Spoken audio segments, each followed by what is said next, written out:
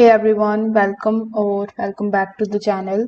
In today's video, I will show you exactly how to use Microsoft PowerToys on Windows 11, which is an all-in-one tool to boost the productivity with simple shortcuts and the features. So without further delay, let's get straight into it. In our first step, you need to simply download PowerToys and install it on your Windows 11. For that, simply open your Microsoft Store. Over here in the search bar, you need to search for PowerToys. So this is Microsoft PowerToys. You need to click on the option of Get and download and install the Microsoft PowerToys on your device. So once it is done, you need to simply launch it, and this will be the welcome page of Microsoft PowerToys.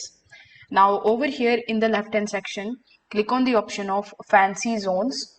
Over here in the Fancy Zones, you need to click on the option of Launch the Layout and pick a grid. Now when you drag a window while holding shift, it is going to snap neatly into that layout, which is perfect for multitasking. It is also showing you how it actually works, so you can just take a look at it and do it. Now, if you want to enable PowerToys, you need to simply press Alt plus Shift on your keyboard. Then you need to type the name of the file and you need to hit Enter. It's like Spotlight search on Mac but for Windows. Now you can right click on any of the files that you will see as an extra options like PowerRename. So once you see that file, you can resize the picture, which is very super handy. So here we have the PowerRename option, so you can use it just like so. You will also going to get the handy shortcuts here.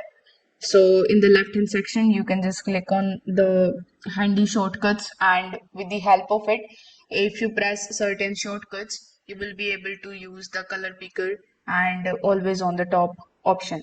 So if this video helped you out, make sure that you like this video and subscribe to the channel. Thanks for watching.